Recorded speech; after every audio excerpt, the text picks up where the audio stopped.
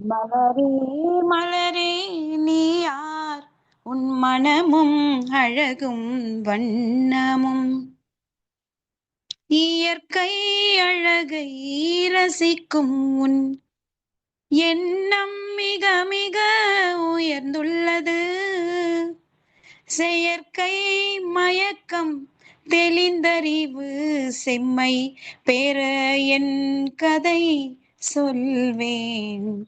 மலரே மலரே நீ யார், உன் மனமும் அழகும் வண்ணமும்.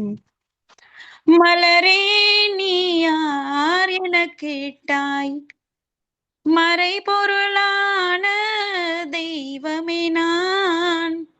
சிலரே அறிவார் இவ்வுண்மை, சிந்தனை செய்ய வல்லவர்கள். மலரே மலரே நீ யார், உன் மனமும் அழகும் வண்ணமும். நன்றி அம்மா, ரொம்ப இனிமையா பாடுனீங்க. இப்போ இந்த பாடலை கேட்டோனே உங்க சிந்தனை எல்லாமே தூண்டப்பட்டிருக்கும். இப்போ நம்ம சென்னையை சேர்ந்த இறையாசிரியர் சித்திரகலா அம்மா அவர்களை இந்த பாடலோட அந்த முதல் வரிகளுக்கு விளக்கம் சொல்ல அன்போடு அழைக்கின்றேன்.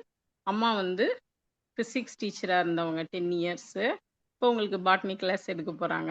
இப்போ அவங்களுக்கு இறை சாதனை மார்க்கத்தில் 2 இயர்ஸ் எக்ஸ்பீரியன்ஸ் இருக்குது. பட்டிமன்றத்துலேயும் ஏற்கனவே அம்மா வந்து பேசியிருக்கிறாங்க. தத்துவத்தை தெளிவாக புரிஞ்சு சொல்லக்கூடிய அந்த இயல்பை கொண்டவங்க. வாங்கம்மா, வாழ்க வளமுடன். முதல் பேச்சாளராக அம்மாவை அறிமுகப்படுத்துவதில் பெருமை கொள்கிறேன். வாழ்க வளமுடன். நன்றிங்கம்மா. வாழ்க வையகம், வாழ்க வையகம், வாழ்க வளமுடன். குரு வாழ்க, குருவே துணை. ஆசான் அருட்தந்தை வேதாத்ரி மகரிஷி அவர்கள் நம்மோடு சூக்குமமாக நிறைந்து இன்றைய நிகழ்ச்சியை சிறப்பித்து தருவாராக.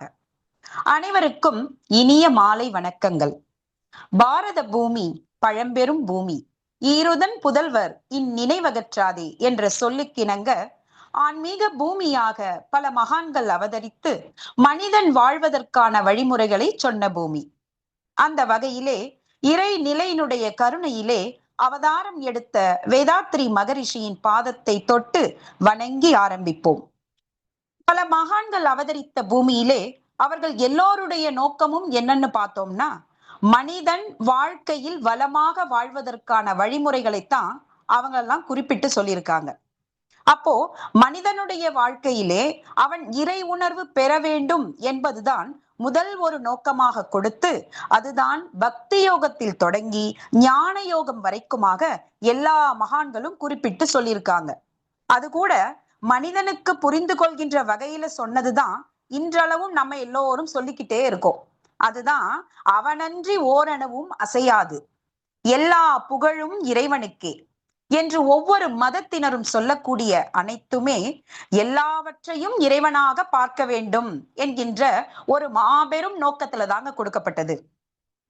பாரதியார் கூட தன்னோட கவியில பாடுவாரு, காக்கை சிறகினிலேயும் பார்க்கும் மரத்திலெல்லாம் தீக்குள்ளே விரலை விட்டால் கூட உன்னை தீண்டும் இன்பம் தோன்றுதடா நந்தலாலா அப்படின்னு பாடுவாரு. இது எல்லாம் காட்டக்கூடிய வழி என்னன்னா, பார்க்கின்ற பொருளை எல்லாம் இறைவனா பாரு அப்படிங்கிறத நம்ம எல்லோரும் உணரத்துக்கு தான். கொஞ்சம் யோசிச்சு பாருங்க, எல்லாத்தையும் இறைவனா பார்த்தா இங்க பிரச்சனையே இல்லை, அப்படித்தானே? சரி, இவர்கள் எல்லாம் சொன்னதை மகரிஷி இன்னும் சற்று எளிமைப்படுத்தி, அதாவது பாமர மனிதனுக்கும் புரியும்படி தான் பெற்ற அனுபவமாக மனிதன் தன்னையே அறிந்து கொள்வது எப்படி, அவன் மன அமைதியுடன் வாழ்வது எப்படி, அவனை இறைநிலையை அடைய செய்வது எப்படி என்ற தேடல் அவரிடமும் தோன்றியது. பொதுவா மகரிஷியோட தேடல் எங்கிருந்து ஆரம்பிக்கும்னா, இயற்கையிடம் இருந்துதான்.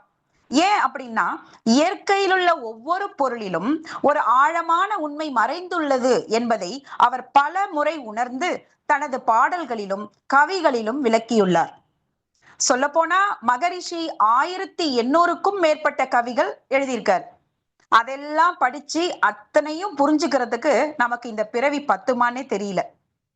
அந்த வகையிலே மலர் வழியே விளங்கும் மறைப்பொருள் என்ற கவிதை மிகவும் சிறப்புடையது. அதைத்தான் நாம இன்னைக்கு சிந்திக்க இருக்கிறோம். மலரே மலரே நீ யார், உன் மனமும் அழகும் வண்ணமும் என் பலவாறான நினைவகற்றி பார்க்க உன்னில் ஆழ்ந்து விட்டேன். இந்த வரிகள்ல கவிஞர் மலரை பார்த்து வியப்புடன் ஒரு கேள்வி கேட்கிறார். மலரே நீ யார் என்று கேட்பது சாதாரண கேள்வி அல்ல. மலரின் வெளிப்புற அழகை மட்டுமல்லாமல் அதன் உள்ளார்ந்த உண்மையையும் அறிய முயல்கிறார். மலரின் மனம் நம்மை ஈர்க்கிறது. அதன் வண்ணம் நம் கண்களை கவர்கிறது. அதன் மென்மை நம் மனதை மகிழ்விக்கிறது. இதனால மனிதன் தன்னுடைய பலவிதமான நினைவுகளையும் அனுபவங்களையும் நினைத்து பார்க்க தொடங்குகிறான். ஏன்னா மலரை போன்று மனிதனுக்கும் பல குணாதிசயங்கள் இருக்கு இல்லைங்களா? ஒரு மலரை பார்க்கும்போது நம் மனம் அமைதி அடைகிறது, கோபம் குறைகிறது, கவலை மறைகிறது. அந்த அளவுக்கு இயற்கைக்கு நம் மனதை மாற்றும் சக்தி இருக்கு. அதனாலதான் மகரிஷி உன்னில் ஆழ்ந்து விட்டேன் என்று கூறுகிறார். அதாவது மலரின் அழகை ரசித்துக் கொண்டே அதன் பின்னால் இருக்கும் இரையாற்றலையும் இயற்கையின் அதிசயத்தையும் சிந்திக்க தொடங்குகிறார். இங்கே மலர் என்பது வெறும் பூவை மட்டும் குறிக்கவில்லை. இந்த பிரபஞ்சத்தில் உள்ள ஒவ்வொரு உயிரையும் ஒவ்வொரு படைப்பையும் குறிக்கிறது. இப்போ மலரை பார்த்து கேள்வி கேட்டார் இல்லைங்களா? அதற்கு மலர் பதில் சொல்வது போன்ற அடுத்த காட்சி. இயற்கை அழகை ரசிக்கும் உன் எண்ணம் மிக மிக உயர்ந்துள்ளது. செயற்கை மயக்கம் தெளிந்தறிவு செம்மை பேர என் கதை சொல்வேன். மலரே மலரே நீ யார், உன் மனமும் அழகும் வண்ணமும். இந்த வரிகள் இன்னும் சற்று ஆழமான கருத்தை வெளிப்படுத்துது பாருங்க. மலர் இயற்கையின் ஒரு படைப்பு. அது யாரையும் பாகுபாடு பார்க்காது. பணக்காரருக்கும் மனம் தரும், ஏழைக்கும் மனம் தரும். நல்லவரிடமும் அழகாக மலரும், தீயவரிடமும் அழகாக மலரும். இதுவே இயற்கையின் உயர்ந்த குணம். இயற்கை அழகை ரசிக்கும் உன் எண்ணம் மிக மிக உயர்ந்துள்ளது என்று கூறுவதன் மூலம் இயற்கையோடு ஒன்றிணைந்து வாழும் மனநிலையே உயர்ந்த அறிவு என்கிறார். இன்றைய காலகட்டத்துல பாத்தீங்கன்னா மனுஷன் செயற்கையான வாழ்க்கையை தான் வாழறான். ஆடம்பரம், போட்டி, பொறாமை, ஆசை இதோட தான் சேர்ந்து வாழறாங்க. இந்த நிலையைத்தான் மகரிஷி அவர்கள் செயற்கை மயக்கம் என்று குறிப்பிடுகிறார். ஆனால் இயற்கையை நேசிக்க தொடங்கினால் மனம் தெளிவடையும், உண்மையான அறிவு பிறக்கும், வாழ்க்கையின் அர்த்தம் புரியும். அதனால் செயற்கை மயக்கம் தெளிந்தறிவு செம்மை பெற என் கதை சொல்வேன் என்று கூறுகிறார். அதாவது இயற்கையை புரிந்து கொள்வதன் மூலம் தன்னையும் புரிந்து கொள்ள முடியும் என்பதே இதன் மைய கருத்து. இந்த கவியின் மறைபொருள் என்னன்னா, ஒரு மலர் சிறியதாக இருந்தாலும் அது நமக்கு பல பாடங்களை கற்பிக்கிறது. மலர் மனம் வீசுகிறது, பதிலுக்கு எதையும் எதிர்பார்ப்பதில்லை. மலர் அனைவருக்கும் மகிழ்ச்சி தருகிறது, யாரிடமும் வெறுப்பு கொள்வதில்லை. மலர் மலர்ந்து வாடுகிறது, வாழ்க்கையின் நிலையாமையை உணர்த்துகிறது. மலர் இயற்கையின் விதிப்படி வாழ்கிறது. அதுபோல மனிதனும் இயற்கை நியதியோடு வாழ வேண்டும். எனவே இந்த கவி நம்மை இயற்கையை ரசிக்க வைக்க மட்டுமல்ல, இயற்கையிடம் இருந்து வாழ்க்கை ஞானத்தை கற்றுக்கொள்ளவும் அழைக்கிறது. மலரின் மனம், வண்ணம், அழகு ஆகியவற்றை ரசிப்பதிலிருந்து தொடங்கி மனிதன் தன்னையே அறியும் உயர்ந்த நிலைக்கு செல்ல வேண்டும் என்பதே இக்கவியின் நோக்கமாகும். எனவே இயற்கையை நேசிப்போம், மனதை தூய்மைப்படுத்துவோம், இறைநிலையை அடைவோம் என்று வாய்ப்புக்கு நன்றி கூறி விடைபெறுகிறேன். நன்றி, வணக்கம். வாழ்க வளமுடன். மிக்க நன்றி அம்மா. ரொம்ப இனிமையா பாடல் பாடி துவங்கி வச்சிருக்காங்க சித்திரகலா அம்மா. அம்மா சொல்றாங்க செயற்கை மயக்கம். இதுல நாம மயங்கி இன்னைக்கு துன்பம், கவலை இதுக்கு ஆளாயிட்டு இருக்கோம் இல்லைங்களா?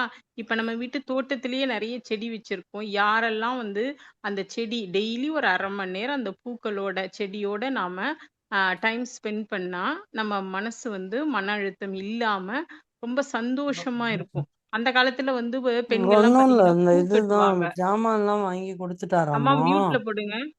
அவன் போய் கட்டிக்கிறேன்ட்டாமா. சரி அட்டைப்பெட்டியில போட்டு எல்லாத்தையும் கொடுத்துட்டாராம். இந்த வெள்ளி ஜாமான் மட்டும் தான் கையில கொடுத்துட்டு வந்துட்டான். வாழ்க வளமுடன் இது குறுக்கீடு.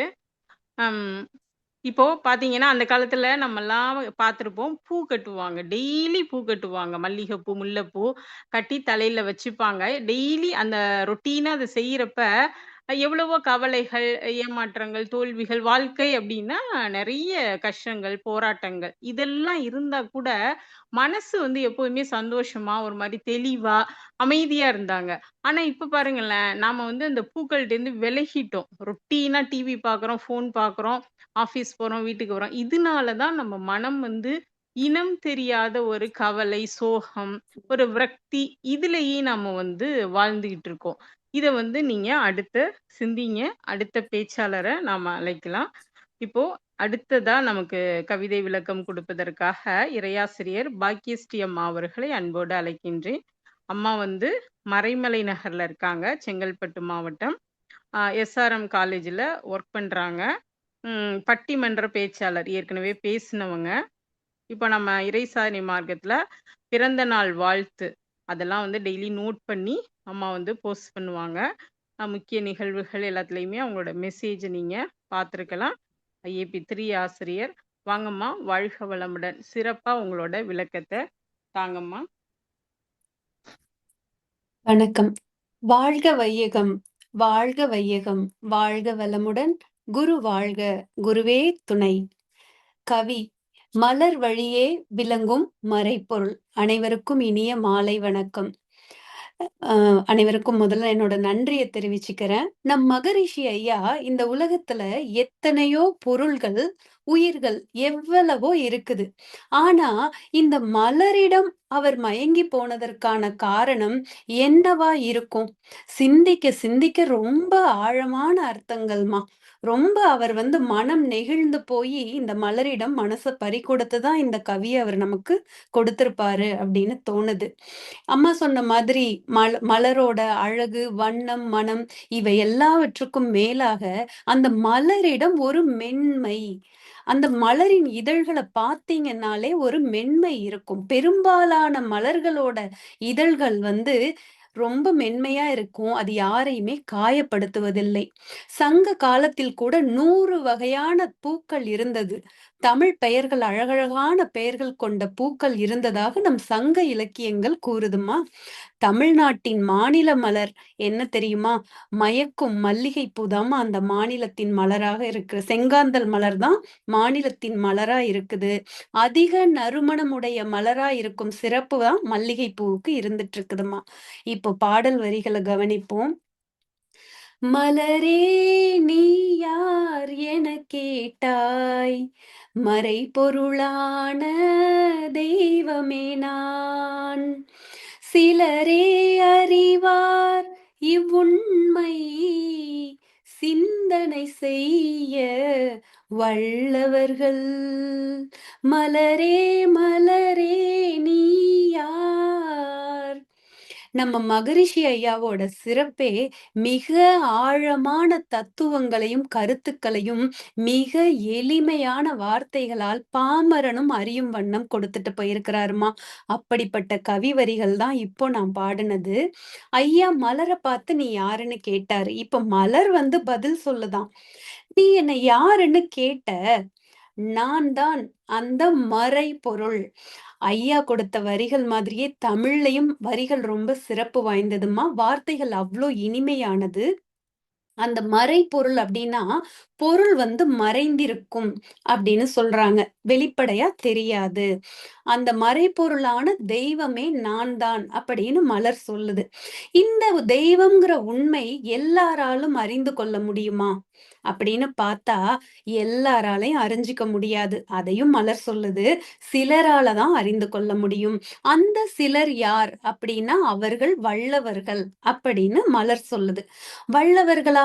இந்த வார்த்தை கூட ரொம்ப அழகான வார்த்தை. யார் வல்லவர்கள்? சிலர் உடல் வலிமையால் வல்லவர்கள் இருப்பாங்க. அவங்க உடம்பு ரீதியா ரொம்ப திடமா இருக்கிறதுனால சொல்லுவோம். அப்புறம் பொருள், வசதி படைத்தவர்கள் வலிமையான வல்லவர்கள்னு சொல்லுவோம். பதவிகள், உயர் பதவிகள்ல இருக்கிறவங்களும் வல்லவர்கள்.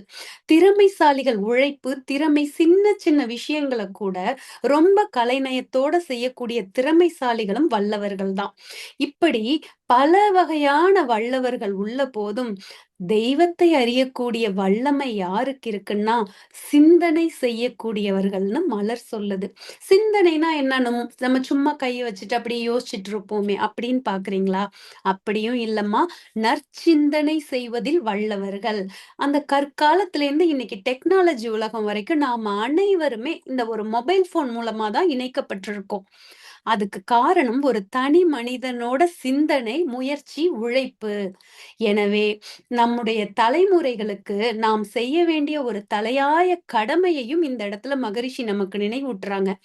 அழியக்கூடிய செல்வங்களான பொருள், பணம், வசதி எல்லாம் சேர்த்து வைப்பதை விட குழந்தைகளுக்கு சிந்தனையை தூண்டும் சக்தி, அவன் சிந்தித்து செயலாற்றும் திறனை நம்ம வளர்த்து விட்டோமே ஆனால் அந்த ஆற்றலே அவனுக்கு உற்ற துணையாக இருக்கும்.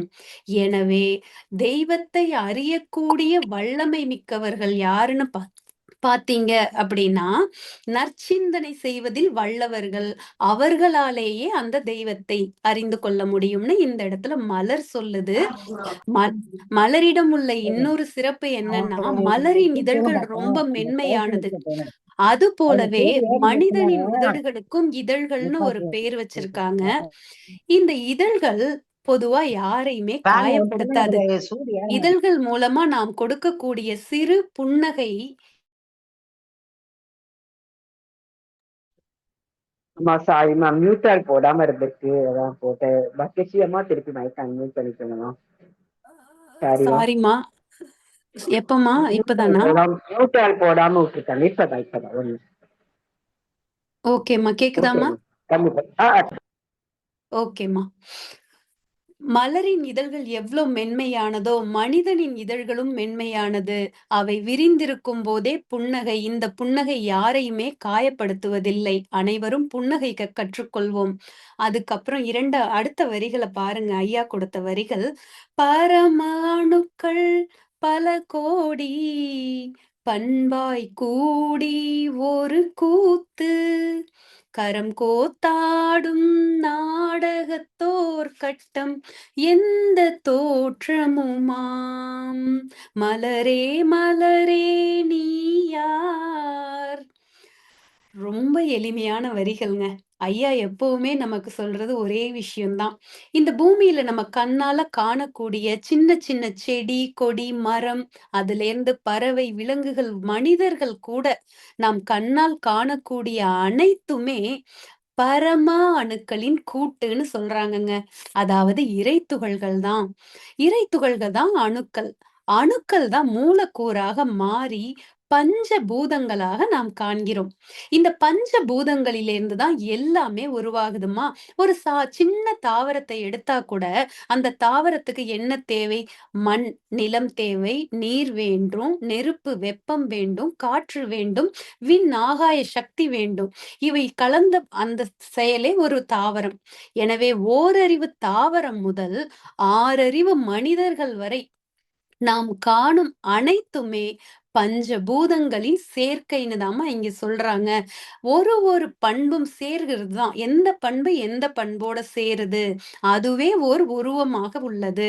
உங்க உருவமும் அதுதான், நானும் அதுதான். இந்த உலகில் உள்ள அனைத்து உயிர்களும் உருவம் பெற்றுள்ளது பண்பாக இணைந்ததினால்தான். இவை அனைத்துமே பிரபஞ்ச உயிர்களில் உள்ள செடிகள்லேருந்து மனிதர்கள் வரைக்கும் இறைத்துகள்களின் கூட்டு. இறைத்துகள்கள் தான் பரம அணுக்களின் கூட்டுங்கிறத நமக்கு சொல்லியிருக்காங்க. அது மட்டும் இல்ல. அடுத்த வரிய பாருங்க. கரம் கோத்தாடும் நாடகத்தோர் கட்டம் எந்த தோற்றமுமாம். இந்த வரிகளை நினைக்க நினைக்க மெய் சிலிர்க்குமா. நம் முண்டாசு கவிஞன் மகாகவி பாரதியின் பாடல் வரிகள் தான் எனக்கு நினைவுக்கு வருது. அதை சொல்லியே நான் நிறைவு செய்கிறேன் அம்மா. நிற்பதுவே நடப்பதுவே பறப்பதுவே நீங்கள் எல்லாம் சொற்பனம் தானோ, பல தோற்ற மயக்கங்களோ, கற்பதுவே கேட்பதுவே கருதுவதே நீங்கள் எல்லாம் அற்ப மாயைகளோ உம்முள் ஆழ்ந்த பொருள் இல்லையோ. என்ன வரிகள் பாருங்கம்மா. நம்ம மகரிஷி ஐயாவும் இதைத்தான் சொல்லியிருக்காங்க. நிற்பதுன்னா அசையாத பொருட்கள். நடப்பது மனிதன் விலங்குகள் அனைத்துமே நடப்பது அசையக்கூடிய பொருள்கள். பறப்பது பறவைகள். ஆக இந்த நிற்பது நடப்பது பறப்பது எல்லாமே சொற்பனமான்னு கேட்கிறாருமா. சொற்பனம்னா கனவான்னு கேட்கிறாரு. நீங்கள்லாம் பல தோற்றங்களில் இருக்கிறீர்கள், ஆனால் உருவத்தால் ஒன்றுபட்டுள்ளவர்கள் தான் அப்படிங்கிறத சொல்லக்கூடிய வரிகள் அம்மா. கற்பதுவே கேட்பதுவே கருதுவதே. கற்றல் நாம் சிறு வயதிலிருந்து இன்றும் என்றும் நாம் தினம் ஒரு விஷயத்த வாழ்க்கையில கற்றுக்கொண்டே இருக்கிறோம். கற்றல் தொடர்ந்து நடக்கும் நம் வாழ்க்கையில. கேட்பது நம் காதால் கேட்கக்கூடிய அனைத்து விஷயங்களும் கேட்பதாகிறது. கருதுவது நம்ம இப்ப பேசிட்டு இருக்கும் போதே நம் மன எண்ண அலைகள் எங்கேயோ சிந்திச்சிட்டு இருக்கும். இது கருதுவது. ஆனால் இவை எல்லாம் வெறும் அற்ப மாயைன்னு சொல்றாங்கம்மா. ஒரு சின்ன விஷயம் நினைச்சு பாருங்களேன். சில காலத்துக்கு முன்னாடி உங்களுக்கு ஒரு பெரிய பிரச்சனையோ பூதாகாரமோ ஒண்ணு நடந்திருக்கும். அப்போ அது உங்களுக்கு ரொம்ப மன உளைச்சலை கொடுத்திருக்கும், வேதனையை கொடுத்திருக்கும், துன்பத்தை இருந்திருக்கும். ஆனா கொஞ்ச நாள்ல அது பஞ்சு பஞ்சா இப்ப நினைச்சு பார்த்தா உங்களுக்கு அது ரொம்ப சின்ன விஷயத்துக்கு போய் நம்ம இவ்ளோ அழட்டிக்கிட்டோமேங்கிற ஒரு ஃபீல் வருது இல்லையா? அவையெல்லாம் மாயைன்னு தாம்மா இந்த இடத்துல இவ்ளோ எளிமையா சொல்றாங்க. உண்மைதான். நீங்க என்ன உணர்த்துறாங்கன்னா, எது நடந்தாலும் அதை அப்படியே ஏற்றுக்கொள்ள பழகிக் கொள்ளுங்கள் அப்படிங்கறதைத்தான் இங்க வலியுறுத்துறாங்க. அவற்றில் ஆழ்ந்த பொருள் இல்லை அப்படிங்கிறதுதான் மகாகவி அவர்களும் சொல்லியிருக்காங்க. நம் மகரிஷி அவர்களும் அதையே தானம்மா நமக்கு சொல்லியிருக்காங்க. நாம் காணக்கூடிய அனைத்துமே வேறு வேறு தோற்றமா தான் இருக்கே தவிர எல்லாமே இறை துகள்கள் தான், பரம அணுக்களின் கூட்டுதான். எனவே இந்த வாய்ப்புக்கும் மகரிஷி ஐயாவுக்கும் இறை சாதனை மார்க்கத்திற்கும் நன்றி கூறி அனைத்து ஆசிரிய பெருமக்களுக்கும் நன்றி கூறி வணங்குகிறேன். வாழ்க வளமுடன். நன்றிம்மா. வாழ்க வளமுடன். மிக்க நன்றி அம்மா. ஒரு சிறப்பான தெளிவான விளக்கம். இறை தத்துவத்தை அம்மா வந்து மலர்ல இருந்து எப்படி வந்தது அப்படிங்கிற இறை தத்துவத்தை ரொம்ப அழகா சொன்னாங்க. நன்றி அம்மா. அம்மாவை தொடர்ந்து நம்ம இறையாசிரியர் தனபாக்கியம் அம்மா அவர்களை அன்போடு அழைக்கின்றோம் அடுத்த வரிகளுக்கு விளக்கம் சொல்வதற்காக. அம்மா வந்து சென்னையில வசிக்கிறாங்க. 2 வருஷமா ஐஎஸ்எம்ல இருக்காங்க. விபாஷனா பயிற்சி போயிட்டு வந்திருக்கிறாங்க. விபாஷனாங்கிறது உங்களுக்கு தெரியும், மௌனமாவே இருப்பது. மலரே மௌனமா, மௌனமே வேதமா அப்படின்னு சொல்ற மாதிரி அமைதியா பேசக்கூடியவங்க, ஆழ்ந்த பொருள் சொல்லக்கூடியவங்க.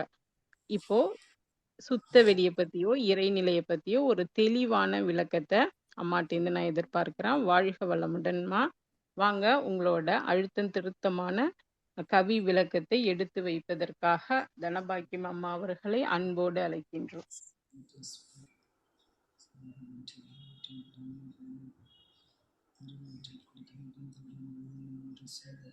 அம்மா வாழ்க வளமுடன் அம்மா. என் பேர் விஜயா அம்மா. எனக்கு அன்மியூட் வந்திருக்குமா? மாத்தி விட வேண்டியது. அம்மா வாழ்க வளமுடன். நீங்க கோஹோஸ்ட் இருக்கீங்க, மைக் ஆன் பண்ணிட்டு நம்ம தனமம்மா பேசுங்கம்மா. தனமம்மா பேசுங்கம்மா. வாழ்க வளமுடன். வாழ்க வளமுடன். வெயிட் பண்ணுங்க. சிவஸ்ரீ அம்மா, அம்மா வாழ்க வளமுடன். சிவஸ்ரீ அம்மா ஆல் மியூட் போட்டுறீங்களா? யாரோ முதல்ல போடாம இருந்திருக்காங்க, அப்புறம் போட்டுருங்கம்மா. வாழ்க வளமுடன் அம்மா. ஆரம்பிக்கலாமா? இருக்குமா? வாழ்க யாரு வளமுடன். ஓபன் பண்ண? நான் போட்டேனே, இப்ப போட்டேனேமா. வாழ்க வளமுடன். தனபாக்கியம் பேசுறேன். பாருங்க. வாழ்க வளமுடன். தனபாக்கியம் அம்மா நீங்க பேசலாம். வாழ்க வளமுடன்மா. நன்றி. பேசுங்க. வாழ்க வையகம், வாழ்க வையகம், வாழ்க வளமுடன். சிந்தனையை உடல் நலத்தை சீரமைத்து உய்வித்த குருவே வாழ்க, குருவே துணை. இறை சாதனை மார்க்கம் வாழ்க வளமுடன். இங்கு அமர்ந்துள்ள ஆசிரிய பெருமக்களுக்கும் சகோதர சகோதரிகள் அனைவருக்கும் வணக்கங்களும் வாழ்க வளமுடன் என்ற வாழ்த்துக்கள். இன்றைய கவிதைகள் மலர் வழியே விளங்கும் மறைப்பொருள். கவியின் வரிகள்: இறைவன் என்ற ஆதிபரம் எடுத்த பல பல கோடி உரு நிறைந்த பெரிய மண்டலமே நெடிய விரிந்த பேரண்டம். இப்பிரபஞ்சம் உருவாறதுக்கு முன்னாடி சுத்த வெளிதான் எல்லா இடங்கள்லையும் நிறைந்திருந்தது. கடவுள், தெய்வம், பிரம்மம், இறைவெளி, சுத்த வெளி, இன்னும் மேற்கொண்டு சிவம் அப்படின்னு சொல்றது எல்லாமே இந்த சுத்த வெளி மட்டும்தான். சிவம்ன்றது இருப்பு, சக்தி அதனோட இயக்கம். இந்த ரெண்டோட கூட்டுத்தான் இந்த பிரபஞ்சம். எங்கும் நிறைந்திருக்கும் இறைநிலையின் தன்மாற்றமே பிரபஞ்சமும் உலகமும் உயிரினங்களும் மற்றும் ஜடப்பொருட்களும்.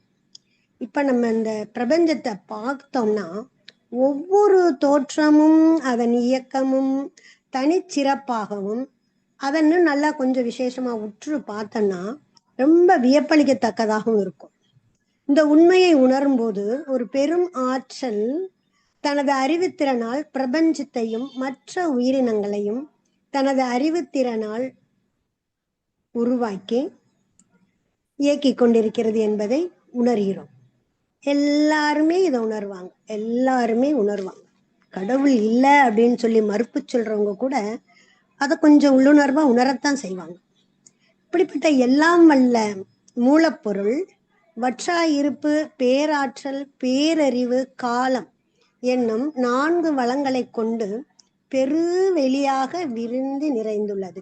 இதில் ஒவ்வொரு பொருளும் தோன்றி சிறப்பாகவும் ஒழுங்குமுறை தவறாமலும் இயங்கி விளைவுகளை அளித்துக் கொண்டிருக்கிறது. இது எப்படி முடியுது அப்படின்னு யோசிக்கும் போது, சுத்த வெளியே ஒவ்வொரு பொருளுக்கும் மையமாகவும் 2 பொருட்களுக்கு இடையேயும் உள்ளது. ஒவ்வொரு பொருளுக்கும் ஏற்படுகின்ற மையத்தை மைய ஈர்ப்பு விசை அப்படின்னு சொல்றோம், அதாவது ஸ்பெசிபிக் கிராவிட்டி. இதனை தமிழில் நம்ம ஐயா மகரிஷி ஐயா சுத்த துல்லிய சமதள சீர்மை அப்படின்னு சொல்றாரு. இறைநிலையின் தன்னிருக்க சூழ்ந்தெழுத்தும் ஆற்றலால் தூசு என்று மகரிஷியால் வர்ணிக்கப்படும் இறை துகள் அத இறைநிலை அழுத்தும் போது அதுவே இயக்க ஆற்றலாகவும் ஈர்ப்பு ஆற்றலாகவும் மாறுகிறது. இந்த இயக்கத் தொடரே கோடான கோடி உருவங்களாகவும் தோற்றங்களாகவும் இயக்கங்களும் அதன் விளைவுகளும் அடங்கிய இப்பிரபஞ்சமாகும். இந்த இடத்துல எனக்கு வள்ளல் பெருமான் ஞாபகத்துக்கு வர. அவர் என்ன சொல்றாரு? வெளியிடை பகுதியின் விரிவியல் அணைவியல் அலியுற அமைத்த அருட்பெருஞ்சோதி. இந்த விரிவியல் விளக்கு விசை, இந்த அணைவியல் அப்படிங்கிறது ஈர்ப்பு விசை. இது ரெண்டும் தான், வேற எதுவுமே கிடையாது. ஐயா சொன்ன மாதிரி வெளியே தவிர வேற என்ன இருக்குங்க, எல்லாமே அவ்வளவுதான் அப்படின்னு இருக்கு. அப்படி தோற்றமாகி வந்த மலரை பற்றி அதன் வடிவழகிலும் மென்மையிலும் வாசனையிலும் கவரப்பட்ட அருட்தந்தை அவர்கள் மலரிடம் பேசுவதாக உள்ள இந்த கவியில் மலர் தரும் பதில்களில் அடுத்து வர வரிகள்: பெரிய இயக்க மண்டலமாம் பிரபஞ்சம் என்னும் மேடையிலே அரிய உருவ அழகோடு ஆடுகிறேன் நான் அவன் கதையாய். இப்படி இறைத்துகள்கள் ஒன்று கூடி அணுவாக, அதாவது விண்ணாக இருப்பதை போன்று அணுக்கள் ஒன்று கூடி மூலகங்களாகி இயங்கிக் கொண்டிருக்கின்ற இந்த பிரபஞ்சம் ஒரு நாடக மேடைதான். நாடக மேடைதான். எப்படி தோன்றி இயங்கும் மறையும் இந்த தொடர் இயக்கம் ஒரு நாடகம்தான். வருவோம், இருப்போம், நம்ம வேலைகளை பார்ப்போம், திருப்பி போயிடும். அப்படிதான் நாமளும் அப்படிதான். இப்படி இந்த உருவாகி மறையும் தொடர் இயக்கத்துல ஒரு மலர் அது உருவாகி உதிர்ந்து மறையும் வரை அதற்கு 7 நிலைகள் இருக்கிறதா சொல்றாங்க. 1 அரும்பு, மொட்டு, முகை, மலர், அலர், வி, செம்மல் அப்படின்ற 7 நிலைகள். அதுல அரும்புன்றது தொடக்கம். நம்ம பூ இது மொட்டு வந்திருக்கா அப்படின்னு சொல்லி நம்ம உத்து அந்த செடியை பார்த்தா தான் அதுல குட்டி குட்டி குட்டி குட்டியா அந்த அரும்புகள் இருக்கிறது தெரியும். அது முதல் நிலை. அது அடுத்து வர்ற 2ஆம் நிலை மொட்டு. நல்ல மொட்டு தெரியும், மொக்கு சூப்பரா தெரியும் நமக்கு. அந்த மொட்டிலிருந்து அடுத்த நிலையாக முகை, அதாவது இதழ்கள் பிரியும் நிலை. அந்த இதழ்கள் லேசா பிரிஞ்சிருக்க அந்த இதழ்கள் நல்லா பெருசா ஃபுல்லா மலர்ந்துச்சுன்னா அது மலர்ன்ற நிலை. அந்த மலர்ந்த நிலையிலிருந்து நல்ல நறுமணம் நமக்கு வரும். அது அலர் அப்படின்ற நிலை. அடுத்து வி, அது பொழுதானா வாடத் தொடங்கிரும். அதுக்கு அப்புறமும் அது சுத்தமாவே காஞ்சு உதிரும் நிலை. இதுதான் அந்த 7 நிலைகள். இந்த கவியில அவன் கதையாய் நான் அப்படி ஆடுகிறேன், நான் அவன் கதையாய், இந்த அழகோடு ஆடுகிறேன் நான்ல என்னைய கூட சேர்த்துக்கலாம். அதுல அவன் கதையாயின்னு சொல்லி இந்த மலர் வர்ற வழியில நம்ம விதைய ஊன்றதுல இருந்து மண்ணு ஃபர்ஸ்ட், 2வது நம்ம நீர் ஊத்துறோம் 2வது, 3வதாக காற்று, அந்த மனம் திறந்தோடனே காற்று உள்ள போகும், அப்புறம் சூரிய ஒளி. இப்படி 5 அணுக்களுமே இதுல கூடுது. இந்த அணுக்களின் கூட்டால் செடி வளர்ந்து அதனுள் கால ஓட்டத்தில் அணுக்கள் ஒவ்வொன்றாக கூடி இலைகள் மொட்டாகி மேலும் இந்த தொடர் இயக்கத்தால் முழுமையாக மலர்ந்து மனம் பரப்பி அனைவரையும் கவரச் செய்யும், வியப்பளிக்க செய்யும். இந்த மலரே கொஞ்சம் நேரம் ஆயிடுச்சு அப்படின்னா ஃபுல்லா அணுக்கள் கூடி பழையபடி அது குறைய ஆரம்பிக்கும். அப்படி ஆரம்பிக்கும் போது வாடி அது உதிர்ந்து சருகாகி நொறுங்கி ஒன்றுமே இல்லை, ஒரு பூவே இல்லை இந்த இடத்துல அப்படின்ற பூஜ்ய நிலைக்கு சென்று மீண்டும் அந்த உதிர்ந்த அணுக்கள் மற்ற அணுக்களுடன் கூடி வேறு ஒரு உருவாக மீண்டும் தன்மாற்று சுழற்சி தான் இங்க நடக்குது. இதுதான் அவனோட கதை. இந்த மாதிரி உலகத்துல இருக்கிற எல்லா பொருட்களுமே கோடி கோடி உருவா இருக்கிறது எல்லாமே இந்த கதை மூலமா தான் நடக்குது. இந்த இடத்துல மாணிக்க வாசகர் அண்டப்பகுதியில என்ன சொல்றார், 101 கோடி மேற்பட விரிந்தன அப்படின்னு தான் சொல்றார். ஸோ இவ்வளவுதான் கணக்குன்னு சொல்ல முடியாது. அந்த மாதிரி அவ்வளவுக்கு அவ்வளவு கணக்குல சொல்ல முடியாத அளவுக்கு உருக்கள் இந்த மண்டலத்துல இருக்கு. இவ்வாறாக மலர்கின்ற மலர்களில் பெரும்பாலும் நம்ம ஓரளவுக்கு சாப்பிட்றதுக்கும் சில மலர்கள் இருக்கு, மருத்துவத்துக்கும் சில மலர்கள் இருக்கு, நம்ம சூடிக்கிறதுக்கு எவ்வளவோ மலர்கள் இருக்கு, நம்ம சூட முடியாத மலர்களும் இருக்கு. அப்படியே நம்ம சூடு இருந்தாலும் நமக்கு வாசனை தராத தாழம்பூ போன்ற மலரும் இருக்கு. இந்த வரிசையில தெய்வீக மலர்கள் அப்படின்னு சொல்ற மாதிரி பிரம்ம கமலம், பாரிஜாதம், பவளமல்லி, சங்குப்பூ, மனோரஞ்சிதம், செண்பகப்பூ, கிருஷ்ண கமலம், இது போன்ற மலர் தெய்வீக மலர்கள் அப்படின்றாங்க. இந்த மலர்கள் பெரும்பாலும் ராத்திரியில தான் மலரும். ஒரு 11 மணிக்கு மேல மலர்ந்து ஒரு 4 மணி 4:30 மணிக்குள்ளர அவை வாடிரும். ஆனா அந்த இருக்கிற கொஞ்ச நேரத்துல அதனோட நறுமணம் அந்த ஊரையே சுத்தும், அவ்வளவு நறுமணம் உள்ளது. இத தெய்வீக மலர தெய்வமாவே நினைச்சு பூஜை பண்றதும் உண்டு. சக்தி களமாகிய இந்த பிரபஞ்சத்தில் முழுமையாக அணுக்களின் சுழற்சியே இருக்கிறது, அவனன்றி ஓரணுவும் அசையாது. இந்த மறைப்பொருள் உண்மையை ஒரு கணிதத்தாலோ நுண்ணிய விஞ்ஞான கருவிகளை கொண்டோ உணரவே முடியாது. மனித மனம் புரிந்து கொள்ளக்கூடிய விஷயம்தான் இது. அணுவிலிருந்து வெளியேறுகின்ற காந்த அலை என்ற இறைத்துகளின் வியத்தகு விளைவுகளே இந்த பிரபஞ்சம் முழுவதும் நிறைந்துள்ளது. இயற்கையை போற்றுவோம், இயற்கையை போற்றுவோம். இறை சாதனை மார்க்கத்துக்கு நன்றி, வாய்ப்பளித்த நல்லுள்ளங்களுக்கும் நன்றி. வாழ்க வளமுடன், வாழ்க வளமுடன். அருமை அருமை அம்மா, ரொம்ப சிறப்பா மலரை பத்தி தனமம்மா ஒரு ஆராய்ச்சியே பண்ணியிருப்பாங்க போல இருக்கு. அவ்வளோ விஷயங்களை நிறைய கேதர் பண்ணி இங்க சொல்லியிருக்காங்க. வாழ்த்துக்கள் வாழ்த்துக்கள் அம்மா. நம்ம மலர் 7 பருவம் சொல்றாங்க, அது ஒரு சுழற்சி இல்லையா? மலர் அப்படியே மலர்ந்து உதிர்ந்து மீண்டும் அது ஆஹ் அணுக்களாகி அது மறுபடியும் வேற ஒரு தன்மாற்றம் அடையுது. அப்படின்னு சொல்லி சுத்தவெளி பத்தி தெளிவான ஒரு விளக்கம். சுத்தவெளியை தவிர இங்க வேற எதுவுமே இல்லை. எல்லாத்தையும் கழிச்சிட்டு பாத்தீங்கன்னா இங்க இருக்கக்கூடியது சிவம், வெட்டவெளி. இததான் பரமபிதா அல்லாஹ் அப்படின்னு மதங்கள்ல சொல்றாங்க. இறைவனே யாதுமாகி நின்றாய் காளின்னு பாரதி சொன்ன மாதிரி எல்லாமே இறைநிலை தான். அது ஒரு தூசு மாதிரி இந்த உலகத்துல மிதந்து கொண்டு இருக்குது. அதுக்குள்ளதான் நம்ம வாழ்ந்துகிட்டு இருக்கோங்கிற அந்த உண்மையை சொன்னாங்க. கடலுக்குள்ள இருக்கிற மீன் கேக்குமா கடல் எங்க இருக்கு அப்படின்னு. ஒரு குட்டி மீன் கேட்டுச்சான், அதுக்கு அந்த பெரிய மீன் சொன்னிச்சான், நாம கடல்ல தான் வாழ்ந்துகிட்டு இருக்கோம். அதே மாதிரி நமக்குள்ள ஒரு கேள்வி வரும், இறைவன் எங்க இருக்கிறான்? நாம இறைவனோட தான் வாழ்ந்துகிட்டு இருக்கோம், இறையாகவே வாழ்ந்துகிட்டு இருக்கோம். இறைதான் நமக்கு எல்லாமே கொடுத்துக்கிட்டு இருக்கு வாழ்வாதாரத்துக்கு. அந்த உண்மை செயற்கை மயக்கத்துல நமக்கு புரியாம இருக்கிறதுனாலதான் வாழ்க்கையில துன்பம் அப்படிங்கிற ஒரு விஷயமே வருது. இந்த உலகமே பிரபஞ்சமே இன்பமயமானது.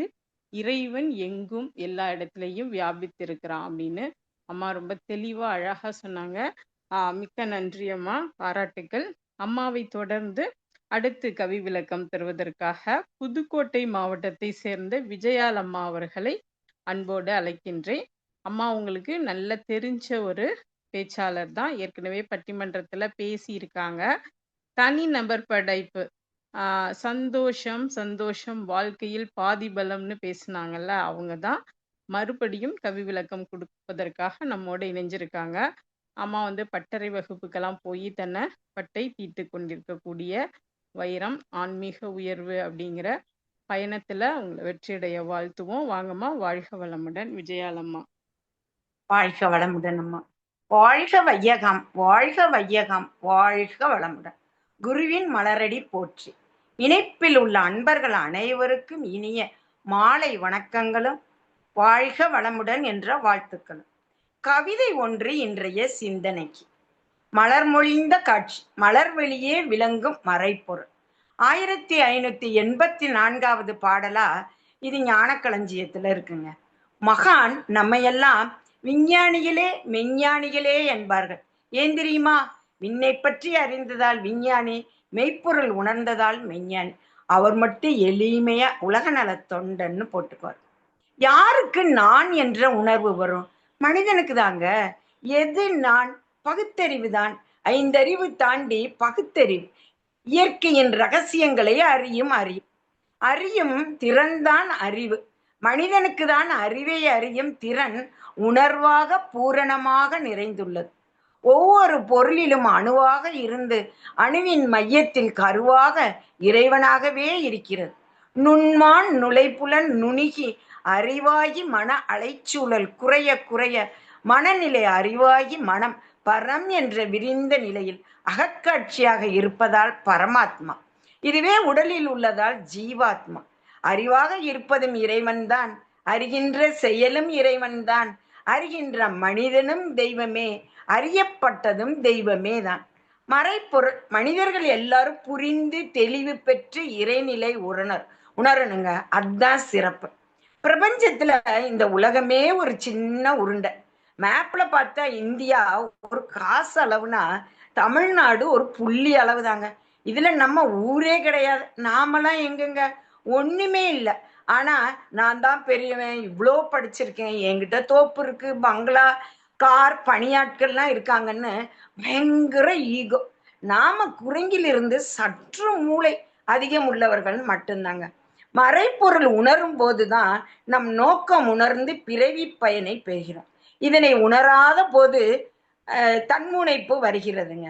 ஓர் உயர்ந்த அறிவில் சிறந்த ஜீவ இனம்தான் மனிதன். நாம ஒரு நட்சத்திரத்தில் கோல்ல வாழ்றோங்க. நமக்கு மட்டும்தான் பிரபஞ்சம் முழுவதும் அறியும் திறன் உள்ளது. இதுதான் மனிதர்களை மற்றவைகளிடமிருந்து வேறுபடுத்துகிறது. இந்த கவிஞர்களிடமே உள்ள ஒரு சிறப்பு என்னன்னா, ரசித்து கவி படைப்பார்கள். பாரதி பார்த்தா கண்ணனின் காதலியாக, வேலைக்காரனாக பல பரிணாமங்கள்ல படைச்சிருக்காரு. இப்ப இந்த மலர் கையில கிடைச்சா ஒவ்வொருத்தரும் எப்படி ரசிப்பாங்க பாப்போமே. ஒரு கேமராமேன் கையில கிடைச்சா டிபியா வச்சு ரசிப்பார். இளம்பெண் கையில கிடைச்சா தலையில சூடி மகிழ்வாங்க. பிஞ்சு குழந்தை கையில கிடைச்சா பிச்சு போட்டு சிரிக்கும். ஒரு ஓவியர் கையில கிடைச்சா ஓவியமா தீட்டி ரசிப்பார். தமிழர் வாழ்வில் மலர் அழகு பொருள் மட்டும் இல்லைங்க, அது வாழ்வியல், பக்தி, காதல், மருத்துவம் எல்லாம் கலந்த ஒன்று. மலர் தாவரங்களின் இனப்பெருக்க உறுப்புங்க. அழகு, மனம், நிறம் கொண்டு வண்டுக்கள் தேனீக்களை கவர்ந்து மகரந்த சேர்க்கைக்கு உதவுகிறது. சங்க இலக்கிய மலர்களை வாழ்வியலோடு பின்னி பார்த்தது. ஐந்திணை மலர்கள் அனைவரும் அறிந்ததே. குறிஞ்சி, முல்லை, மருதம், நெய்தல், பாலை. மலர் பற்றி ஒரு அழகான குறள்ங்க. மலர்மிசை ஏகினான் மானடி சேர்ந்தார் நிலமிசை நீடு வாழ்வார். மலர் சொல்லும் உணர்வுகள் பார்த்தா ரோஜா காதல், மல்லிகை தூய்மை, தாமரை ஞானம், சூரியகாந்தி நம்பிக்கை, இப்படியாக ஒவ்வொன்றுங்க. ஒவ்வொரு மலருக்கும் தனித்துவமான வாசனையும் அழகும் மனமும் இருப்பது போல்தான் மனிதருக்குள்ளும் ஒவ்வொருவருக்கும் தனித்திறமை உண்டு. ஒவ்வொரு பூவும் ஒவ்வொரு நேரத்தில் மலர்வது போல்தான் நம் வாழ்வின் ஒவ்வொரு தருணமும் தனித்துவமான அழகை கொண்டுள்ளது. உணர்ந்தால் வாழ்க்கை சிறக்குங்க. மலர் இறைநிலையின் தன்மாற்றமே. மலர் மட்டுமா அழகு, மனித மனம் கூட அழகு. ஒவ்வொரு பொருளையும் காணும் காட்சியிலெல்லாம் பரந்தாமனை பார்த்தால் இறைநிலை உணர முடியுங்க. இனிமே கவிதைக்கு போயிடலாம். ஆவியின் அசைவே பரமானு அவை ஒவ்வொரு அளவில் கூட வேதம் கூறும் ஐம்பூதம் விண்முதல் மண் வரை வேறில்லை. ஆதியின் அசைவுதாங்க பரமானு. அதனுடைய நெருக்கத்திற்கேற்ப காலியிட எங்கு குறையுதோ அணுக்களின் தொகுப்பு மற்ற 5 பூதமாக பௌதீக பொருள்களாக மாற்றமடையுதுங்க. விண்ணிலிருந்து மண் வரை வேற எதுவுமே கிடையாது. முதல்ல விண், அது தனித்துவமா இயங்கும் வல்லமை பெற்றதுங்க. பிறகு காற்று, அதை உணர மட்டும்தான் நாம முடியும். பிறகு அழுத்த பொருளாக நெருப்பு, உணர முடியும், பார்க்க முடியும். பிறகு நீர் H2O, பார்க்க, உணர, சுவைத்து ரசிக்க முடியும். பிறகு கெட்டி பொருளாக நிலம், அங்குதான் நாம் அதை உணர்ந்து பார்த்து ரசித்து மகிழ்வுற்று வாழ்கிறோம். மண்ணிலிருந்து வருவதை கிடைப்பதை சாப்பிடுகிறோம். மண்ணிலிருந்து வருகிறது கழிவும் வெளியேறி உடலிலிருந்து வெளியேறி மண்ணிலேயே போய்விடுகிறது. வாழ்ந்து முடிந்ததும் மண்ணுக்குள்ளே போய்விடுகிறது. உடலும் தன்மாற்றம் என்ற நிகழ்வுதான் தொடர்ச்சியா சுழற்சியா இங்கு வருகிறதுங்க. நாமெல்லாம் யாருங்க?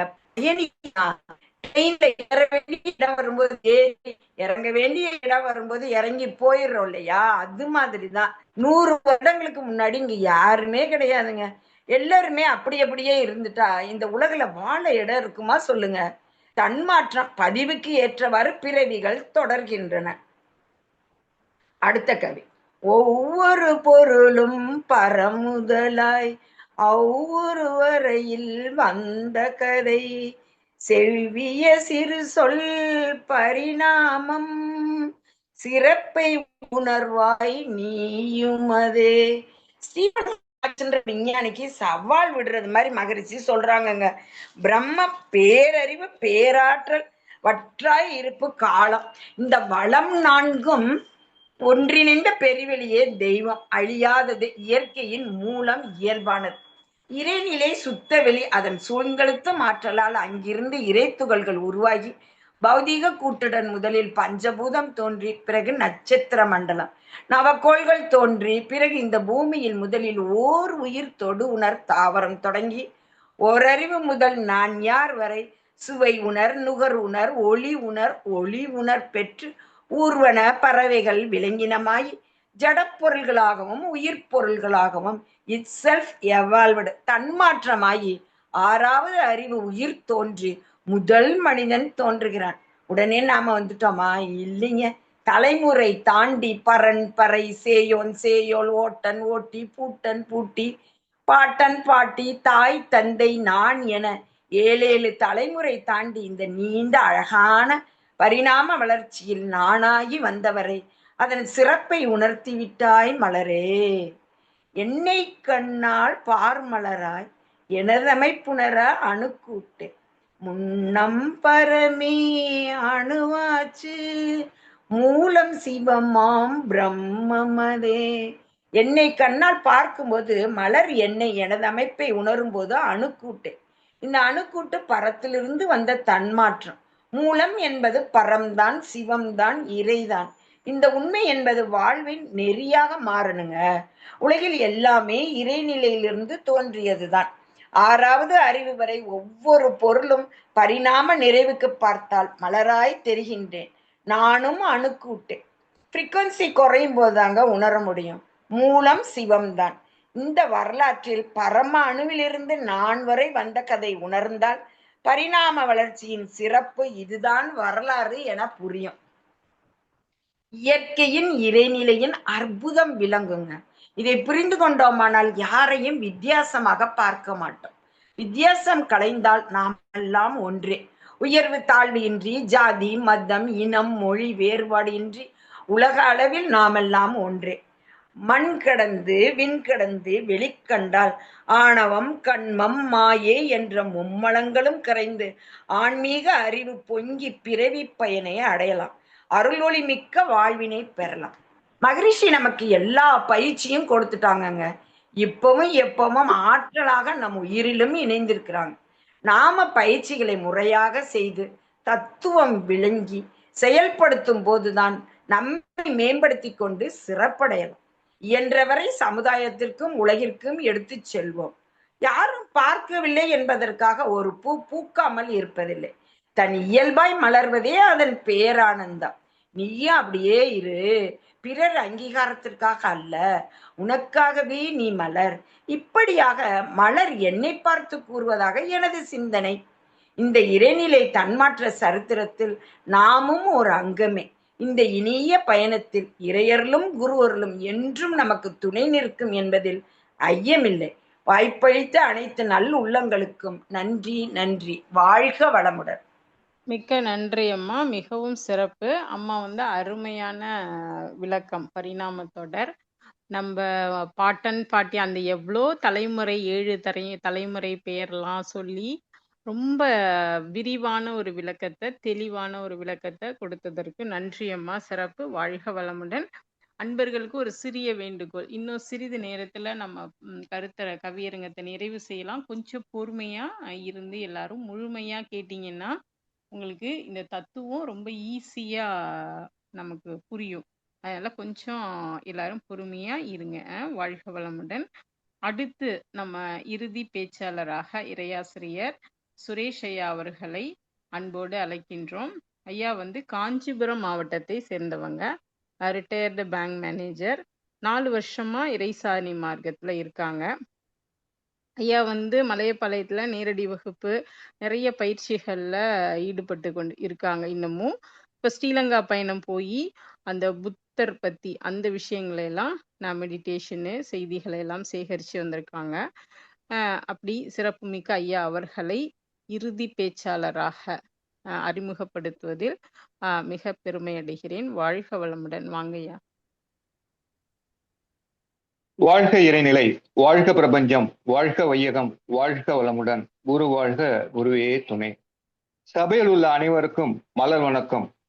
மலர் வழியே விளங்கும் மறைபொருள் பற்றிய மகரிஷி அவர்களின் கவியின் பாடல் வரிகள் 1 முதல் 9 வரை எனக்கு முன்பாக முத்தாக பேசிய இறை சாதனை மார்க்கத்தின் பெண் மலர்கள் மிகச் சிறப்பாக விளக்கம் கொடுத்துள்ளனர். அனைவருக்கும் வாழ்த்துக்கள், நன்றிகள். மலர், இந்த கவிக்கு மலரை மகரிஷி ஏன் தேர்ந்தெடுத்தார் என எண்ணி பார்த்தால், மலர் அழகானது, வாசம் மிக்கது, பல வண்ணங்களை பிரதிபலிக்க கூடியது, மிகவும் மென்மையானது. மலர்களை பற்றி பெருமையாக சில திருக்குறள்களில் ஐயன் திருவள்ளுவர் கூறியுள்ளார். நாவின் நலிந்தழியும் அனிச்சம்பூ நல்குரவர் பண்பின் நலிந்தழியும் சொல்.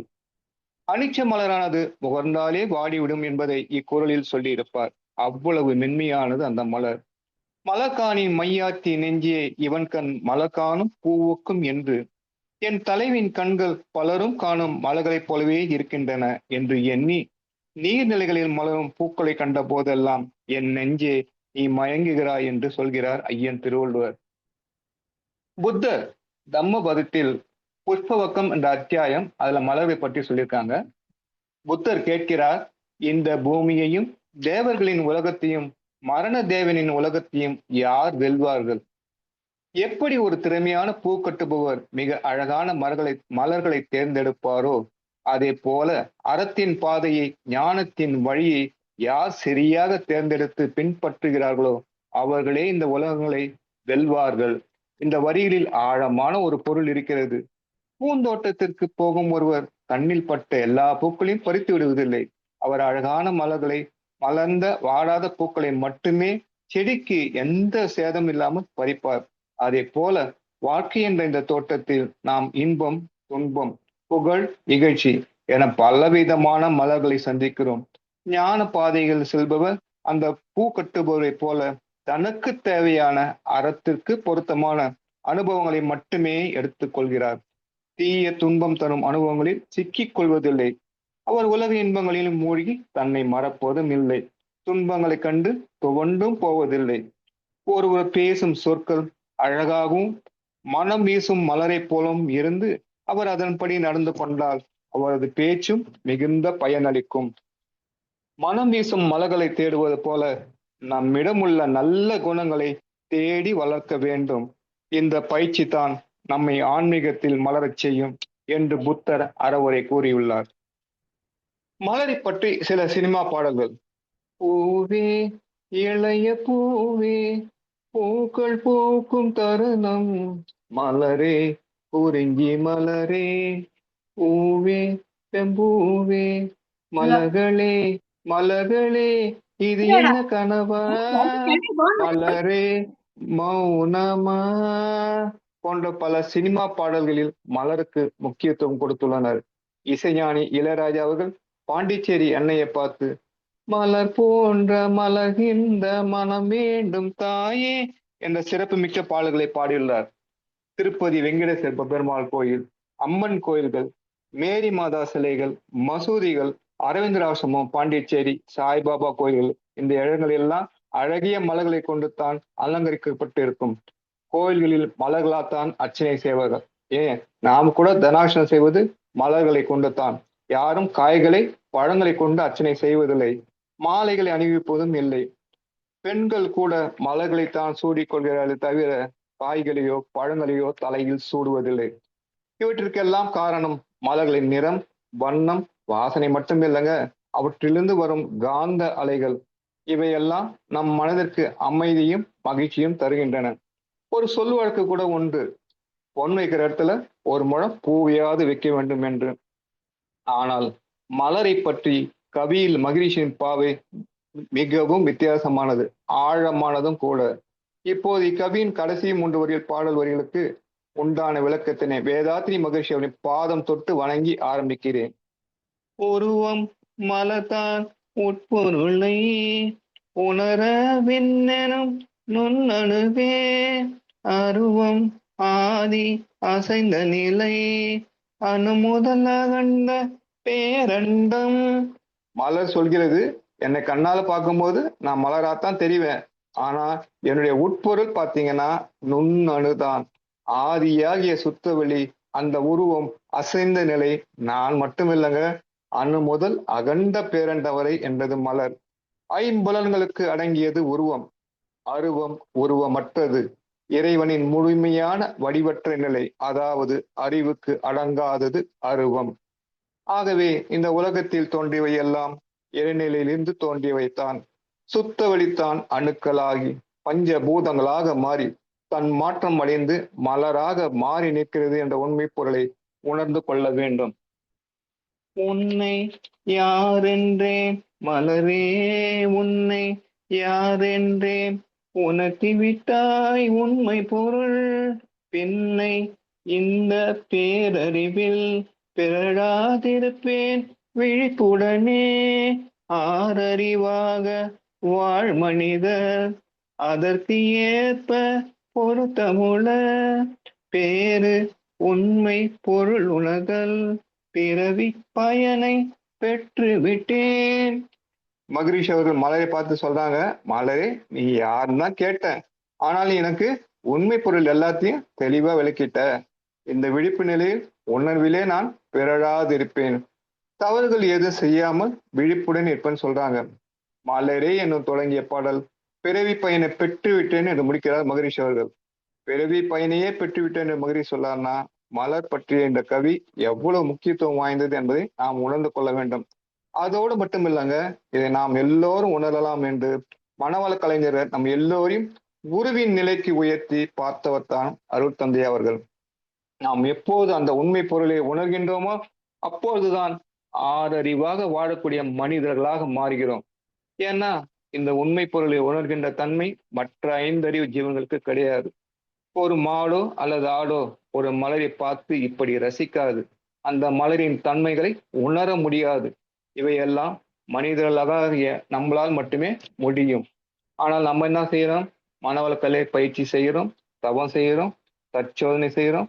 இவ்வளவு செய்த பிறகும் நடைமுறை வாழ்க்கையில சட்டுன்னு கோபம் வருது, கவலைப்படுறோம், பொறாமப்படுறோம், நீ வேற நான் வேறன்னு வேறுபடுத்தி பார்க்கிறோம். குடும்பங்கள்ல சண்டை, நாடுகளுக்கிடையே சண்டை.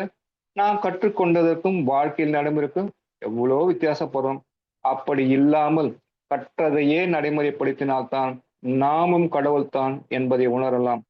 மலர் மட்டுமல்ல, கனியை பார்த்து நீ யார் என கேட்டால், அழகிய மரத்தனை பார்த்து நீ யார் என கேட்டால், கடலினை பார்த்து நீ யார் என கேட்டால், சுடர்விட்டு எரியும் நெருப்பை பார்த்து நீ யார் என கேட்டால், அசைந்தாடும் தென்றலை பார்த்து நீ யார் என கேட்டால், விண்ணில் ஜொலிக்கும் நட்சத்திரத்தை பார்த்து நீ யார் என கேட்டால், அனைத்திற்கும் ஒரே பதில், எல்லாம் வல்ல சுத்தவெளியே அனைத்துமாக மாறி நிற்கிறது என்பதை புரிந்து கொண்டு எந்த ஒரு உயிருக்கு துன்பம் அளிக்காமலும் துன்பப்படும் உயிர்களுக்கு நம்மால் என்ற உதவியை செய்வோம் என சங்கல்பத்தினை எடுத்துக்கொள்வோங்க. மகரிஷி முன்னிலையில ஒரு மன்றத்துல பள்ளி குழந்தைகள் இந்த மலைய பாடல் பாடியதை கேட்டு மகரிஷி அவர்கள் மிகுந்த சந்தோஷம் அடைஞ்சாங்க. இந்த குழந்தைங்க இந்த பாடலை இப்போ அர்த்தம் தெரியாம பாடுறாங்க. ஆனா இதே குழந்தைங்க நன்கு வளர்ந்து பிற்காலத்துல இந்த பாடலின் பொருள் உணர்ந்து வாழ்க்கையில நடைமுறைப்படுத்தினாங்கன்னா உலகம் எவ்வளவு நன்றாக இருக்குன்னு சொல்லிட்டு ரொம்ப பூரிப்பா சொன்னாங்களாம். அதாவது குழந்தைகள் பாடிய பாடலை கேட்டே இவ்வளவு மகிழ்ச்சி அடைந்தார்கள்னா நாமெல்லாம் இதை உணர்ந்து நமது வாழ்க்கையில நடைமுறைப்படுத்தினால் மகரிஷி அவர்கள் எவ்வளவு சந்தோஷப்படுவாங்கன்னு நினைச்சு பாருங்க. மகரிஷி இந்த உருவமாக தான் நம்ம கூட இல்லை. ஆனா அவருடைய ஆற்றல் எப்போதும் நம்ம கூட இருந்து கொண்டேதான் இருக்குது. எப்போது எல்லாம் நாம் மகரிஷியை நினைக்கின்றோமோ அப்போதெல்லாம் நம்மை பிரம்மாண்டப்படுத்திக் கொள்கிறோம். எப்போதெல்லாம் நாம் மகரிஷியை மறக்கிறோமோ அப்போதெல்லாம் நம்மை சிறுமைப்படுத்திக் கொள்கிறோம். ஆகவே இந்த உண்மையை உணர்ந்து நமது வாழ்க்கையை மேம்படுத்திக் கொள்ளலாம். வாய்ப்பளித்த இறைசாதனை மார்க்கத்துக்கு நன்றி. வாழ்க வளமுடன், வாழ்க வளமுடன். மிக்க நன்றிங்க ஐயா. சிறப்பு சிறப்பு. ஐயா அவரோட கருத்து மலர்களை அழகிய மாலையா தொடுத்து உங்களுக்காக சமர்ப்பிச்சிருக்காங்க. ரொம்ப ஆழமான கருத்து. மகரிஷியை பத்திய நினைவுகளையும் நம்ம கிட்ட பகிர்ந்துகிட்டதுக்கு நன்றிங்க ஐயா. இந்த மலரே மலரே பாடலை இப்ப முழுமையா நீங்க விளக்கம் கேட்டுட்டீங்க. இனிமே இந்த பாடலை எப்ப கேட்டாலும் இந்த இறைநிலை விளக்கமும் பரிணாம தொடரும் உங்கள் நினைவுக்கு வரும். அது உங்களோட ஆன்ம உயர்வுக்கு வழிகாட்டும். மனிதனே, இப்ப ஐயா சொன்னாங்க, நம்ம சுரேஷ் ஐயா சொன்னாங்க பாருங்க. இப்ப மனிதா நீ யார் என கேட்டால் மறைப்பொருளான தெய்வமே நான் அப்படின்னு மனிதனும் சொல்வான். எப்படி அப்படின்னீங்கன்னா, மனிதன் தெய்வ நிலையை அடைய நம்ம வாழ்ற காலத்திலேயே அறநெறியோடு இறை உணர்வோடு வாழ வேண்டும். அறநெறின்னு மகரிஷி எதை சொல்றாங்க? அறம் எனப்படுவது ஒழுக்கம், கடமை, ஈகை. இந்த ஃபார்முலா நமக்கு தெரிஞ்சது. இரண்டொழுக்க பண்பாடுலேயே இது வந்துருது.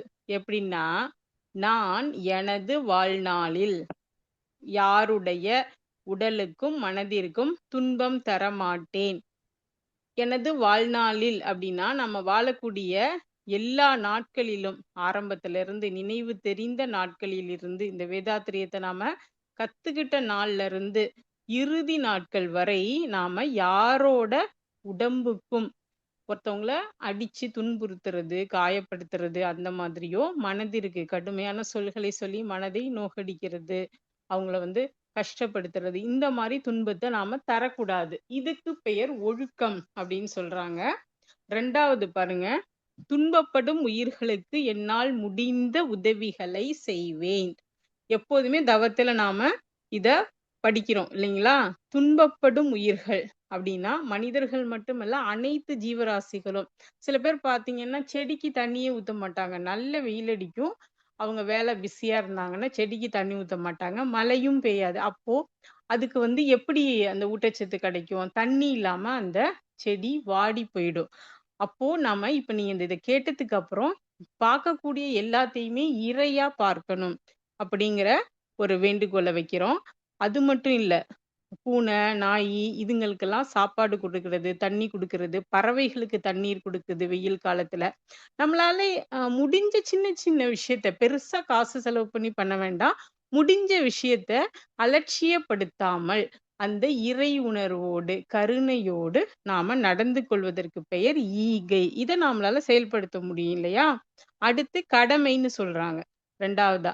இந்த கடமைன்னா என்ன? இப்ப குடும்பத்துக்கு தேவையான கடமை செய்யணும். பெண்களா இருந்தா வீட்டு வேலை செய்யறது, சமைக்கிறது, குடும்ப உறவுகள், குழந்தைகள் எல்லாரையும் பராமரிக்கிறது, பெரியோர்களை பராமரிக்கிறது, இப்படின்னு நமக்கு சில பொறுப்புகள் இருக்கு. அந்த கடமையை நாம இறை உணர்வோடு கோவப்படாம சலிச்சிக்காம அதை நிறைவேற்றுவது. அதுக்கு பேரும் கர்மயோகம்தான். வெளியில வேலைக்கு போய் சம்பாரிச்சு பணம் கொண்டு வர்றது குடும்பத்துக்காக. அது ஆண்களாக இருந்தாலும் சரி, பெண்களாக இருந்தாலும் சரி, அதுவும் வந்து கடமைதான் இல்லையா? அது மட்டுமல்ல, ஆண்களும் வீட்டு வேலையை பகிர்ந்துக்கலாம். இப்போ இதுக்கு பேரு கடமை. இத நாம கர்ம யோகமாக செய்யணும். இந்த 3த்தையும் செஞ்சிட்டோம் அப்படின்னா அறநெறி வாழ்க்கை நாம வாழ்றதா அர்த்தம். இப்போ இது மட்டும் இல்லாம 5ல் அளவு முறை காத்தல். என்னன்னா, நம்ம சாப்பிடக்கூடிய உணவு இருக்கு பாருங்க, அது சத்தான இயற்கையான உணவா இருக்கணும். உறக்கம் 7 மணி நேரம் அவசியமா தேவைப்படுது. உழைப்பு சீரான உழைப்பா இருக்கணும். உறக்கமும் இந்த உழைப்பும் வந்து பணம் சம்பாதிப்பதற்காக நாம நிறைய செலவு செய்றோம். அதனால நம்மளோட மனமும் உடலும் பாதிக்கப்படுது. அது சீரா இருக்கணும். அப்புறம் உடல் கழிவை வெளியேற்றுதல், உடல் உறவு, அது இயற்கை உபாதை. அது தேவைக்கேற்ப பயன்படுத்திக் கொள்றது. அடுத்தது பாத்தீங்கன்னா ரொம்ப முக்கியமானது எண்ணம். எண்ணம் வந்து நேர்மறையான எண்ணமா இருக்கணும். பாசிட்டிவ் தாட்ஸ் இருந்துச்சுன்னா நம்ம உடம்புல நல்ல ஹாப்பி ஹார்மோன் செக்ரீட் ஆகும். மனசும் உடம்பும் உற்சாகமாக புத்துணர்வா இருக்கும். இதையும் தாண்டி செயல் விளைவு தத்துவம் நம்ம ஐயா நமக்கு கொடுத்திருக்காங்க. எண்ணம் சொல் செயல்ல விழிப்பா இருக்கணும். ஏன்னா செயலுக்கு ஏற்ற விளைவு அப்படிங்கிறது தான் நம்மளுடைய இறை நீதி. இப்படி ஒரு மனிதர்கள் இந்த வேதாத்திரிய பாடத்தை கத்துக்கிட்டு நம்ம வாழ்க்கையில இதை பின்பற்றினால் என்ன நடக்கும்? நம்மளோட வினை பதிவுகள் எல்லாம் என்ன ஆகும்? நம்ம வாழும் காலத்திலேயே பாவப்பதிவுகள் எல்லாம் புண்ணிய பதிவாக மாறி நம்ம கர்மா கழிஞ்சிருச்சுன்னா அவங்க அந்த ஆன்மா வந்து உடலை விட்டு வெளியேறும் பொழுது இறையோடு இறையாக கலந்துவிடும். இப்படி கலந்தவர்கள் தான் சித்தர்கள், மகான்கள், யோகியர்கள், ஞானியர்கள், ரிஷிகள், மகரிஷிகள். அறிவில் அறிவாய் உயர்ந்து அறம் வகுத்தோர், அதை வாழ்ந்து காட்டினோர் அப்படின்னு நம்ம தவத்துல சொல்லுவோம்ல.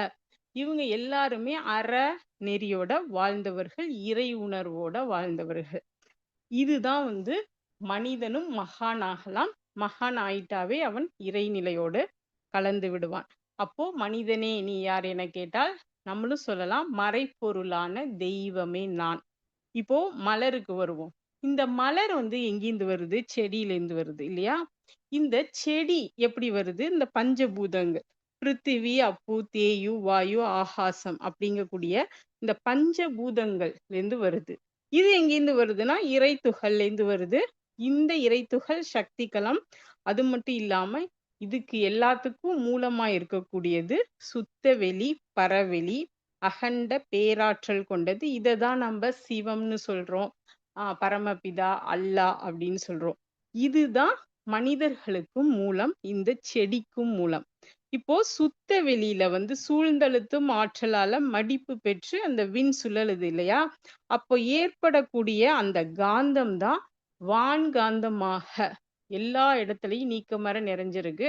இதே வான்காந்தம் ஜீவன்கள்ல ஜீவகாந்தமா இருக்கு. அதுவே மனமாக செயல்படுகிறது. மனம் அப்படிங்கிறது உயிரின் படற்கை நிலை அப்படின்னு சொல்லுவாங்க மகரிஷி. இதுதான் மனிதருக்கும் இறைவனுக்கும் வந்த தொடர்பு. இப்போ நாம மலருக்கு வந்து பழிச்செயல்ங்கிறது கிடையாது, மனிதனுக்கு பழிச்செயல் இருக்கு. இப்போ மலர்ங்கிறது வந்து ஓரறிவுங்க. அடுத்து 2வது அறிவா புழு இனங்கள் வருது. 3வது அறிவா நம்ம வண்டு, பூச்சி வருது. 4வது ஊர்வன வருது. 5வது பறவைகள், விலங்கு. அதுலதான் மனித குரங்கும் வந்துரும்.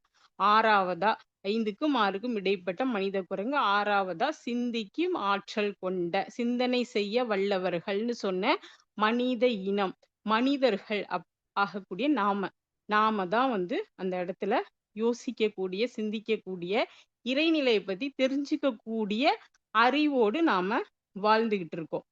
இப்போ செடி, மலர், அந்த மலருக்கு வந்து எந்த பதிவும் கிடையாது. ஆனா மனிதர்களுக்கு அந்த 2வது அறிவுல இருந்து பழிச்செயல்கள் வந்துட்டு எப்படி வந்துச்சுன்னு உங்களுக்கு தெரியும். இந்த சர்வைவல் மோடுன்னு சொல்லுவாங்க. இந்த உலகத்துல வாழ்வதற்காக அவங்க போராடினாங்க. அப்ப சில மாற்றங்கள் வந்துருச்சு. கோபம், பகை, அந்த பழி வாங்குற எண்ணம், இந்த மாதிரி விஷயங்கள்லாம் கருத்தொடராவே நமக்கு வந்துருச்சு. மனிதர்கள்ட்டையும் நிறைய பாவ செயல்கள். இதையெல்லாம் போக்கிக் கொள்வதற்காக தான் வேதாத்ரி மகரிஷி அவர்கள் வேதாத்ரிய பாடத்திட்டத்தை நமக்கு வகுத்து கொடுத்திருக்கிறாங்க. மனிதர்களுடைய இருக்கக்கூடிய இந்த கோபம், பொறாமை, உயர்வு தாழ்வு மனப்பான்மை, கடும்பற்று, வஞ்சம், இது எல்லாத்தையுமே நாம தற்சோதனை செய்து திருத்திக்கணும். தற்சோதனை செய்து தவறுன்னு தெரிஞ்சோன்னே அதை நாம திருத்திக்கிறதுக்கு நமக்கு மன வலிமை பத்தாது. அதற்காக தான் நாம தவம் செய்கிறோம். தவமும் தற்சோதனையும் இருந்துச்சுன்னா நம்மளோட பழிச்செயல்கள் எல்லாமே நீங்கிடும். நாம எல்லாருமே இப்ப அந்த பயணத்துலதான் இருக்கோம். இறை சாதனை மார்க்கத்திலையும் நாம தவமும் தற்சோதனையும் தினம் தினம் செய்யறோம் இல்லைங்களா? இப்போ நாம அறநெறி வாழ்க்கையும் இந்த இறை உணர்வையும் இதிலேயே பல காலம் நம்ம பயணிச்சோம்னா நம்மளால பெற்று ஆன்ம உயர்வு பெற முடியும். இதுக்காக தான் நம்ம இறையாசிரியர் இறைமதன் ஐயா அல்லும் பகலும் உழைக்கிறாங்க. நாம இந்த நிகழ்வுகளா நடத்துறதும் இதற்காகத்தான். அதனாலதான் பொறுமையா இருந்து இதை கேளுங்கன்னு சொன்னேன். இந்த மலரே மலரேங்கிற கவியில இறைநிலையும் சொல்லியிருக்காரு. நமக்கு இந்த பரிணாம தொடரையும் தத்துவஞானி வேதாத்ரி மகரிஷி அவர்கள் ரொம்ப சிம்பிளா சொல்லியிருக்காங்க. இத மறுபடியும் கேட்டு மனதுல நல்லா பதிய வச்சுக்கிட்டா நம்ம வாழ்க்கை என்னைக்குமே சந்தோஷமா, நிறைவா, அமைதியான வாழ்க்கையா இருக்கும். இப்பிறவியிலேயே இறை உணர்வு பெற வேண்டும் அப்படிங்கிற நோக்கமும் நிறைவேற இது உங்களுக்கு வழிவகுக்கும். இத்தனை நேரம் பொறுமையா கேட்டு ரசித்த உங்கள் அனைவருக்கும் கோடான கோடி நன்றி. இந்த கவியரங்கத்தை சிறப்பாக நடத்தி கொடுத்த இறைக்கும் குருவிற்கும் நன்றி சொல்லி இதை நாம சிறப்பா நிறைவு செய்யலாம். மீண்டும் உங்களை அடுத்த ஒரு நல்ல நிகழ்ச்சியில சந்திக்கிறோம். வாழ்க வளமுடன். நன்றி அம்மா.